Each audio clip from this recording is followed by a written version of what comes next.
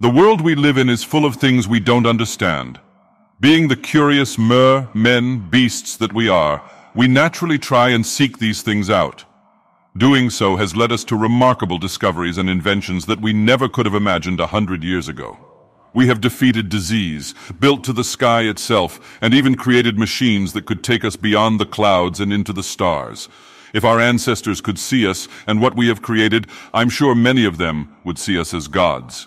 Our innate curiosity and lust for knowledge has not always led us to greatness, however. True evil and darkness have also been uncovered in Tamriel's conquest of knowledge. And in the end, I fear this evil will be our doom. I do not say this from the standpoint of a great philosopher who has sat and simply pondered things either. No, I say this because I have seen it, experienced it. I was a part of it. The event I'm about to relay to you is true in its entirety. This I swear. I feel certain that this will fall on deaf ears, and many of you will believe this to be just another spooky story meant to give you cheap thrills. But I promise you that this is neither my intent nor my purpose. The purpose of this story is to simply warn you of what lurks beyond the veil of what we can see and understand, to show you what awaits us in the darkness.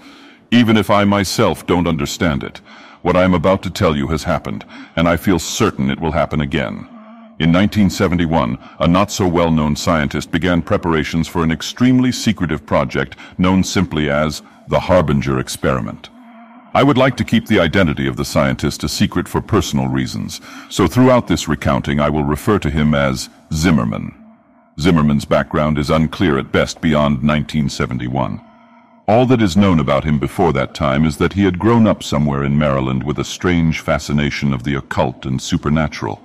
This later made him an outcast among his fellow scientists due to how scoffed upon the metaphysical was, and still is, at the time. Zimmerman's opinions concerning the otherworldly were not the sole cause for him being an outcast, though. It was his methods that made him widely unaccepted among his peers. Zimmerman was well known during his time for being ruthless and cold beyond measure. He never cared about the means. All that mattered to him was results, and if he predicted the results to be valuable enough, anything would be worth obtaining them. It was this insatiable and brutal lust for the truth that made him feared among those that knew of him. And the few that knew of him and did not fear him believed in him and followed him and his work closely. The word harbinger itself has such a mysterious and intimidating taste to it. Maybe it's the way it rolls from our tongues, or maybe it's simply due to its association with the project. But the word always seems to carry a certain amount of doom with it, which would make sense. The word itself means to warn or forebode. I can't imagine Zimmerman's reason for giving the experiment this title, but in retrospect, it fits perfectly. Zimmerman came to a select few, me being one of them. He told us he was working on something big and that he needed people who could keep confidentiality and not spread idle gossip of his work. While he did not fully trust some of us, he did know that we were professionals and that for some reason or another, we were all in dire need of employment. I had worked at the local clinic as a healer, but I was caught stealing potions and was promptly fired. This left a very dark mark on my resume, so work was hard to find. I was living in Skyrim, close to where the experiment would take place, so I guess you could say I was a convenient choice. As you can imagine, I jumped at the opportunity. It was hard not to when I saw the payout. 15 of us were hired in total. Some were colleagues of his that has been working with him for a while, some were maintenance workers, and a few were hired as private security. I was the only medical professional to be hired. It is still a wonder to me how he even attained the funds necessary for the experiment. I would not be wholly surprised if his financing was not entirely legal. But legal or not, I needed the money, and he was paying. Looking back, it's a decision I have come to regret. After Zimmerman obtained his money, he used it to buy a relatively large plot of land deep in the frozen wilderness of Skyrim. And upon that piece of land, Zimmerman built a concrete structure, not dissimilar to a bunker, in fact. The sole difference being that its goal was to keep any potential damage contained within the structure rather than keeping it out, as he put it. Most of the structure dug underneath the earth, which had the effect of making the underground complex seem so much smaller than it really was from the outside, as would be expected. There was only one way of entering and leaving the underground structure, and it was via a ladder that led from a small, unassuming concrete building on the surface, which I will refer to from now on as the entrance building for convenience, to the network below. After everyone had gone to bed at night, the hatch that contained the ladder would be sealed off with a very large and thick metal lid. Zimmerman was very strict about this. Located not too far away from the entrance building was a series of wooden cabins that would serve as the sleeping quarters for the staff Zimmerman had hired. Compared to the entrance building standing on the surface, the underground system was massive. At the center of the complex was the control room. This is where all the facility's electronics and such were linked to. This included security cameras, lights, and door controls. Consoles, monitors, and computers lined the walls of this large central chamber. This is also where the ladder in the entrance building connected to in the underground complex. Connected to the control room were 3 doors. One led to a smaller room that served as the infirmary, another door led to a break room, and the last door led into the hallways. The hallways are where the complex began to feel extremely eerie. They were for some reason laid out in an extremely confusing scheme that led in circles and to complete dead ends. These hallways made up a vast majority of the complex, and it would be very easy to get lost in the maze if you were unfamiliar with the complex. But if you knew where you were going, you would find yourself standing before one of 3 8-by-8-foot rooms before long. Each room had a camera hooked up to one of the corners of the room, and all 3 of those cameras were connected to a corresponding monitor in the control room. Cameras were also scattered throughout the hallways so that whoever was watching their corresponding monitor could see anywhere they wanted to when they wanted to. Thick metal doors stood at the entrance to each of the 3 8-by-8-foot rooms, and in order to open them, you would have to enter a 4-digit code into a panel located near the door. I remember when I first arrived at the complex how badly the hallways frightened me. I have always been claustrophobic, you see, and those hallways were so very narrow. The noise, or more accurately the lack of noise, was also a tremendous source of fear for me in those bleak, narrow hallways. It was always so unnaturally silent, as if the entire world had stopped moving. It really made you feel like you were trapped down there. Thankfully, though, I only rarely ventured into those hallways, for I was the only medical professional in the facility, and I had virtually no reason to go into them. In the beginning, I found it so peculiar that Zimmerman would ask for a medical professional like me on a project like this, but by the time it was all over, I understood why. The official purpose of the Harbinger Experiment was to test and observe the effects of extended isolation on the human mind. This is what was listed on reports being sent out, at least. But unbeknownst to all those who were not participating in the project, excluding the subjects, the true purpose was much darker. Like I said before, Zimmerman had always had an obsession with the occult and supernatural. He sought to prove himself to those who did not believe in him. He wanted physical proof that the supernatural was a real phenomenon, and he wanted to be the first one to attain said proof. The true purpose of the Harbinger Experiment was to find proof of the metaphysical, a world we could not see. The thought of doing this was naturally a tad bit daunting and even scary, but it was Zimmerman's method of doing so that was truly terrifying.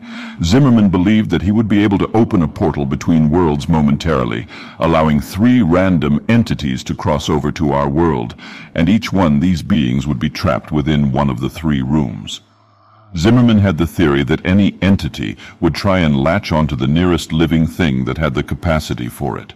He wanted to use this technique to trap a spirit in a physical form by allowing it to enter a living being that had been injected with compound mixture of Zimmerman's creation. In theory, this compound would keep the entity from simply leaving whatever it was attached to. The only way it would be able to leave a host who had been injected with the compound was through death. According to Zimmerman, the host would have to be something living, with a will strong enough to survive the possession. Zimmerman had also done something to ensure that the entities would only enter the 3 rooms, and that there would only be one entity in each room, though I cannot say I know what exactly he did. In fact, I know next to nothing when it comes to how Zimmerman managed to do what he did. He liked to keep his methodology a secret to his most trusted colleagues, most likely due to his paranoia that someone would steal his ideas and take credit for the success of said ideas. If I had known that this was the true purpose before I signed up, I may have reconsidered. But Zimmerman decided not to tell us until we were all gathered at his fortress. Even if any of us wanted to leave, I doubt we would have been allowed to do so. The security team Zimmerman had hired was loyal to him and the payout. It is not likely that Zimmerman had given them the order to now allow anyone to leave. There were 3 different subjects included in the experiment.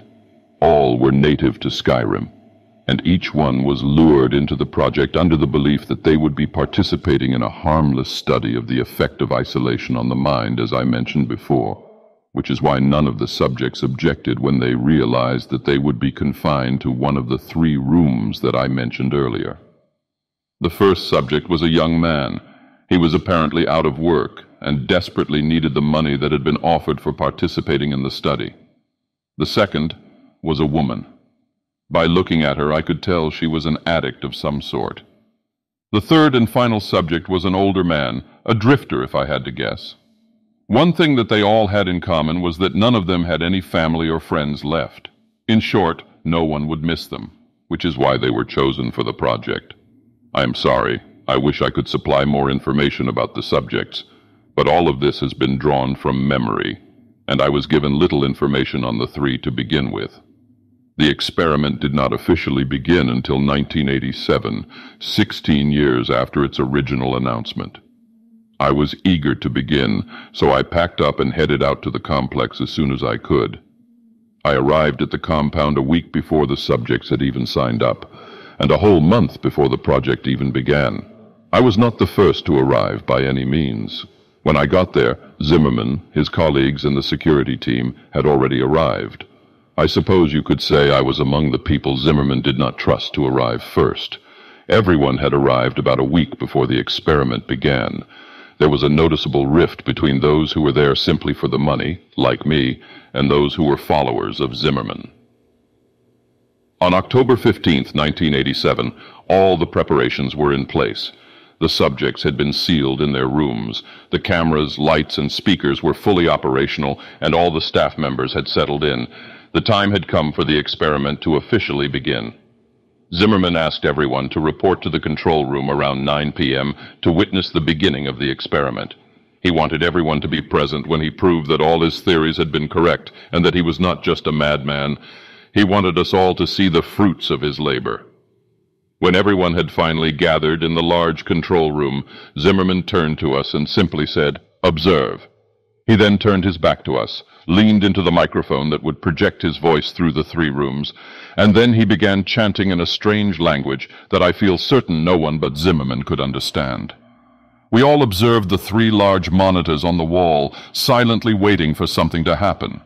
The subjects all stood in their room, dumbstruck by Zimmerman's chanting, staring at the monitors with confused expressions on their faces. After about 5 minutes, I felt something awful. I cannot explain what exactly it was, but a horrible feeling of dread washed over me, riddling me with fear. It was then that the ground actually began to shake subtly, and the lights began to flicker. Zimmerman continued chanting into the microphone as if nothing was off or wrong, while the subjects began dashing around their rooms, screaming for help. Then suddenly, the ground stopped shaking, and the monitor's image turned into static. The air began to become very heavy as we all stared at the monitors, waiting for them to regain their image and show us what was happening or had happened in those 3 rooms. For a while, all was silent. But then, there was screaming. The screams of a woman going through unbearable pain and terror began to echo through the compound. The similar screams of men began to coincide with the woman's terrified screams, and together they mixed into an awful symphony of pain and fear that beat mercilessly into our ears. Those of us who were here for the money began to give each other scared looks, while those loyal to Zimmerman seemed completely unfazed. We wanted to leave and never come back to this awful place, but we all knew deep down that Zimmerman would never allow that to happen. We were here for the long haul. No recall or intervention, there was no escape. It was 10:13 p.m. when the screaming finally stopped. The monitors had yet to reveal to us what had occurred in those 3 rooms. As soon as the screaming ended, Zimmerman stood and dismissed us all for the night, adding that we were all forbidden to come back into the compound until 10 a.m. tomorrow morning, not like any of us wanted to. We all solemnly made our way out of the compound and towards the cabins and settled in for the night. I feel it is safe to say that not all of us slept well that night, and I was not one of them. The following morning, all of the staff had arrived at the entrance building. We all stood inside, exchanging tired or nervous looks as we waited for Zimmerman to arrive and open the hatch that concealed the ladder. I could see palpable fear in the eyes of some of us, while others did not seem to have been even remotely affected by what happened last night. Zimmerman showed up 5 minutes after 10 o'clock, apologizing for his tardiness as he came through the door of the entrance building. He opened the hatch and, without any hesitation, began descending the ladder downwards into the black abyss. He almost seemed enthusiastic. I was the first to follow behind Zimmerman's dark descent into the facility. It seemed that the farther I climbed down, the more the darkness closed in on me, as if it was trying to swallow me whole. And as I climbed deeper, I couldn't help but feel that this place was different somehow. While before there was only the unsettling concrete hallways and rooms, now there was something else. Something made the eeriness feel so real and personified. I felt like a horrible and gruesome scene awaited us down there, but I continued climbing downward, despite my fear and my hesitation. This was no longer just a spooky bunker. There was darkness and malevolence in the air. A true evil now lived here, and I could feel it. We all could. I finally felt my foot touch ground and let out a silent sigh of relief to be on solid ground. Almost as if on cue, the light bulbs came alive, dousing the room in their warm and welcome light. Zimmerman must have turned on the power, I thought. I allowed myself to take a couple seconds to examine the control room. It was exactly as we had left it last night, for which I gave a silent and thankful prayer. It was almost as if nothing unusual had ever happened. I shook myself from my thoughts as I remembered the static-filled monitors from the night before. I let my eyes slowly make their way towards the monitors on the wall, anticipating the grim and fearful scenes that would be on them. My attention was first grabbed by monitor 1 and 3, which were still pure static. It would have been a small relief, but then the motionless image on monitor 2 caught my eye. Room 2 was entirely still, and everything seemed entirely untouched. I couldn't help but gasp as I noticed the only thing that was different. The woman lay in the center of the small concrete room. An expression of fear and terror was frozen into her gaunt face as she lay silent and lifeless on her back. Zimmerman's expression turned angry when he saw this. He ordered that second monitor be turned off, and it was. We didn't ask why. It's not like any of us wanted to see the dreadful scene any longer.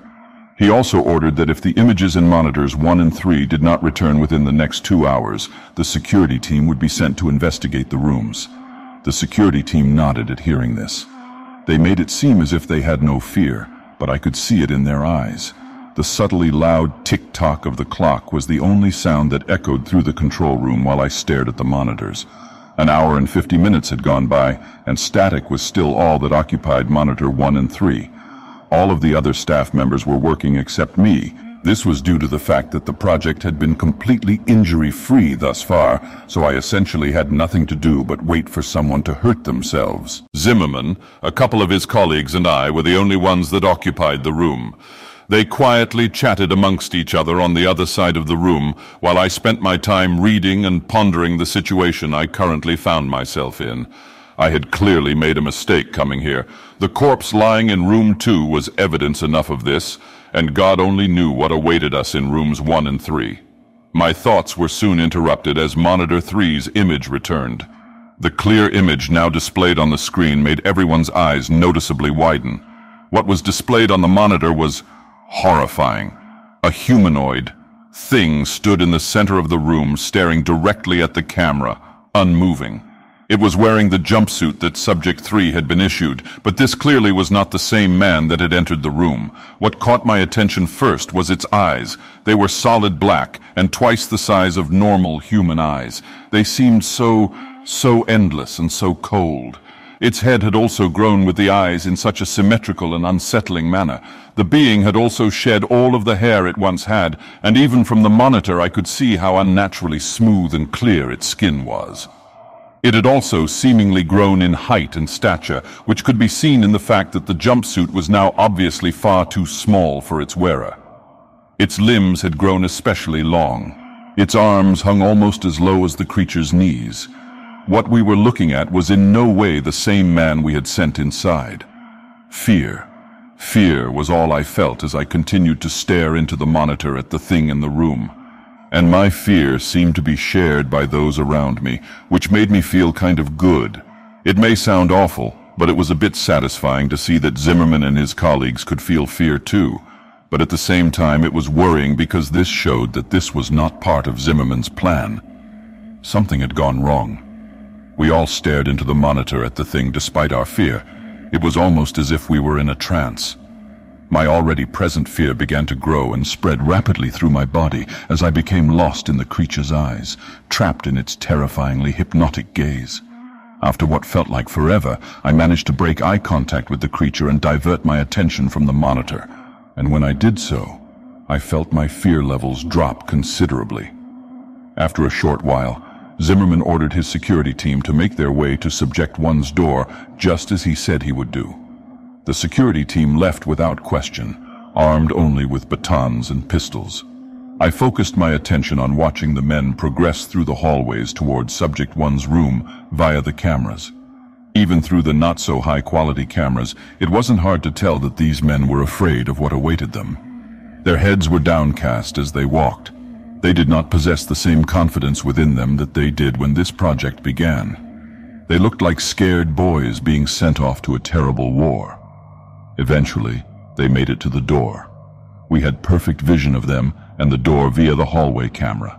One of them said something through one of their walkie-talkies and made a motion towards the camera. In response, one of Zimmerman's colleagues buzzed the door open. The men already had their pistols out by the time the button was pushed. Slowly, the door began to open. We all watched eagerly as the men began to approach the door, guns aimed inside. Suddenly and without warning, there was a loud shriek, and as something bounded out of the room at the men, the monitor turned into static.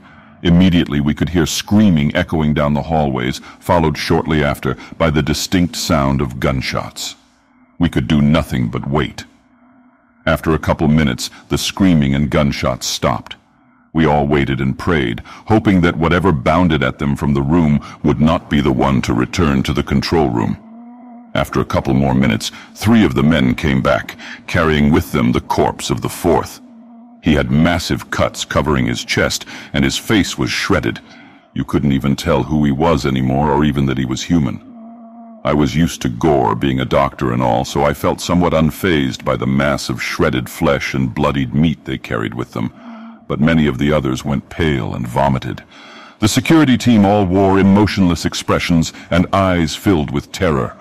One of the men finally looked up at us. He stared at us for a while with those wide eyes of his. "It's dead," he finally managed to mutter in a shaken and scared voice. A couple hours went by. The dead man's name was Frank. He was buried outside in the cold Skyrim ground. 2 of the men were unharmed, physically at least. The 3rd was alive, but only barely. His body was covered in bloody slashes, and one of his eyes had been gouged out. I managed to stabilize him, but only just. The other 2 men vaguely explained what happened. Apparently, Subject 1 leaped out at Frank after the door had opened, only it wasn't really Subject 1 anymore. According to them, it had a hideously contorted face and long, sharp claws. They claimed to have shot it over a dozen times before it fell dead, and then they emptied another dozen bullets into it just to be sure it was really dead. Only once it was dead did they come back. After tending to the wounded man, I went to investigate the monitors. As afraid as I was of seeing what those monitors may have held, I needed to see. Subject 3 was the only one left now, and I needed to see it and make sure the creature was still in his room. It seemed to be more like a jail cell than an ordinary room at this point, though, which was probably a good thing. The cameras displaying Subject 1's room and the hallway outside it still displayed a static-filled screen. No one was sent to repair them or investigate. We just had to hope that Subject 1 was well and truly dead. Monitor 3's image was exactly the same as I had left it. Subject 3 was still staring directly into the camera at us. He was still in the exact same position, and if it were not for the small fan in the corner of the room, I would think I was looking at a still image. In a way, I felt relief at seeing this, relief that he was still in his room and had not escaped while no one was looking. After everything quieted down, I noticed something especially unusual. There was a strange sound emanating from somewhere. At first it was barely noticeable. The only reason I heard it was because of how extremely quiet it was in the infirmary. But as time went by, it slowly began to increase in volume. After about an hour, it was loud enough that everyone else could hear it too. And after a couple more hours, its volume had increased so much that we could determine what the noise was. It was a song. One of the staff members identified it as "Living in the Sunlight" by Tiny Tim. Apparently his father loved the song and listened to it frequently. The song seemed to be on a loop and kept replaying itself. Although we were able to identify the noise, we remained unable to identify its source. We knew that it wasn't coming from the speakers because we had turned them off. It seemed to be emitting from the walls themselves. More time ticked by as we all began to become increasingly agitated by the song. I spent most of my time in the infirmary attending to Frank or in the control room. Fear hung in the air, and the presence of unmistakable darkness and evil was no doubt its source. Subject 3 still had not moved. He had kept his unblinking gaze fixed on the camera the entire time. It always felt like he was staring directly at me, no matter where I was in the room. I think this effect was also felt by others due to the fact that they seemed to move around the room a lot and for seemingly no reason. After a few hours, the song was so loud that people almost had to shout in order to communicate. We had been trying to find its source so that we could turn the song off, but it was to no avail. The source was completely unidentifiable. This added a level of extreme irritation to our already very present fear. It was around 8:30 that the ground itself began to shake once again, just as it had done the previous night. Panic began to spread among my fellow employees and me as the shaking grew in intensity. During this, I had the sudden instinctual feeling to look over at Subject 3's monitor. It was gone. Almost as if on cue, the power went out. And thankfully, the song did as well. Ever since the security team came back, panic had been slowly building up among the staff, and Zimmerman was powerless to stop it. When those lights went out, the calm projections that everyone had been trying to maintain left us, and the fear in all our hearts took over. The emergency backup lights kicked on shortly after the power went out, which I gave a silent, thankful prayer for. The lights were dim, but they still allowed me to see a lot. Total panic seized us as many of my fellow staff members began screaming and rushing to the ladder in an attempt to escape. But too many were trying to use it at once, and no one was able to get very far on the ladder without someone else pulling them to the floor and taking their place. Zimmerman was shouting for everyone to calm down, but his dominating and intimidating personality had no effect here, and his demands fell upon deaf ears. It was total chaos. It wasn't long until people actually started hurting each other in their desperate attempts to get up that ladder and out of this place. I could only stand against the wall and wait for my opportunity to escape up the ladder. All the screams were soon silenced as the familiar hum of that unsettling song began to rise in volume again, only much quicker this time. And this time it was clear that the noise was coming directly from the maze-like corridors. People stopped fighting and shouting as all our attention shifted to the door that led into the hallways. The song quickly got louder than it had ever been before, which forced many of us to cup our ears with our hands in an attempt to silence the noise. Then, suddenly, the song just completely stopped. Silence. That was all that filled the room as we all stared at the thick metal door in anticipation for what was coming. It felt like ages had gone by, but in reality it was probably only seconds before the silence was broken. The door suddenly and violently burst open, and the music started again, louder than it had ever been before. The suddenness and the volume of this caused many of us to recoil by falling to the ground and grabbing our ears in an attempt to block out the noise. I glanced up for just a second, and in the doorway stood a tall, smooth-skinned figure with long limbs and eyes so dark and malevolent that you could clearly see them in the dim lighting. After I got my bearings, I looked upwards at the creature once again, just in time to see the thing pick up and rip Zimmerman in half in one fluid movement, dousing the room and everyone in it with his blood, intestines, and organs. I was no stranger to gore, but the sight of that was too much for me to bear. I hunched over immediately after seeing this and vomited all over the cold cement floor. That ladder is my only hope of survival, I thought to myself as I forced myself to a standing position. And as my eyes rose along with the rest of me, I could see the thing ripping and tearing through the people as they scattered in attempt to escape it. It was distracted, and as awful as it sounds, this was my only chance to get up that ladder. I forced my legs to move towards the ladder, trying to block out the terrified screams of my fellow staff members and the unbearably loud music. I could hear gunshots coinciding with the screams and terrible sounds of flesh being ripped apart somewhere in the mess of noise. I reached my hands outwards and felt a wave of relief wash over me as my fingers came into contact with the hard metal rungs of the ladder. I gripped them and began to climb upwards as quickly as I could in my disoriented state, all the while praying that the monster would not see me and pull me off the ladder and back into the slaughter. It felt like at any moment I would feel one of its smooth hands wrap around my ankles and pull me to my death. But I eventually made it to the top. There was no question in my mind. I had to close the hatch and seal that thing down there, even if it meant certain death for my colleagues. I could not allow that thing to escape. I gripped the thick metal lid and began to push with all my might in an attempt to seal the underground complex off. Despite how dense and sturdy it was, the lid was surprisingly easy to move and did not take very much effort to push it over the hatch, even in my weakened state. In seconds, the hatch was completely covered by the dense metal lid. I collapsed on my side and began to vomit some more as exhaustion overtook me. And as I lay there, I realized something. Aside from my labored breaths, the only thing I could hear was the faint echo of that song from down below. I felt as though I would lose more of my sanity if I continued to lay there and listen to that song. So I once again forced myself to my feet and began to make my way to the wooden lodge I had stayed in the previous night. It was where I had left my baggage and also where I had left my horse. Of the 15 staff members that took part in that forsaken experiment, I am the only one who survived. I have never returned to the awful place where all of this happened, and I don't intend to. The project was very secretive, and Zimmerman was the only one who knew all the details of it. And as far as I know, no one is aware of my involvement aside from me. In fact, I am probably the only one who knows what the Harbinger Experiment truly was, let alone what actually happened.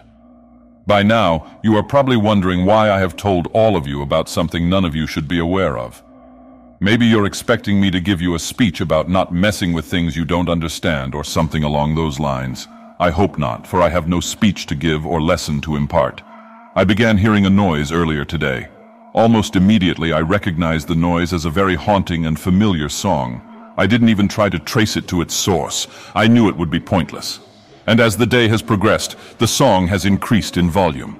It's loud enough now that I can very clearly make out the lyrics. I am completely unable to escape Tiny Tim's voice. It has followed me everywhere I have gone. Subject 3 is coming for me, and I know my time left in this world is extremely limited now. I guess you could say that I just wanted to tell the tale of the Harbinger Experiment before it was lost forever. I hope that you will take some lesson from what I have recounted to you, but I think we both know you won't. Let's be honest. You don't believe a word of what I've just told you. And I don't blame you. I wouldn't believe me if I were you. To you, this is nothing more than something to get your cheap thrills from. You were probably mindlessly surfing the internet when you clicked a link and found yourself here, wherever here may be, reading this story. And to be honest, I don't care if you believe me or not. Even if you do, it probably won't stop you from trying to uncover the truth of a darkness that few of us have ever seen. It certainly never stopped Zimmerman. If you want a lesson, look at what happened to him when he went seeking the truth. I pray that none of you will ever discover this truth. I pray that none of you ever have to see the evil I have seen. I hope you all get to live in ignorance of what lies beyond the veil of what we can understand. It's here now. I can feel its black eyes burning into me just as I could all those years ago. I am as much to blame as Zimmerman is for the monstrosity that is now free to roam the world, even if I was not the one to create it. I'm sorry. Please forgive me.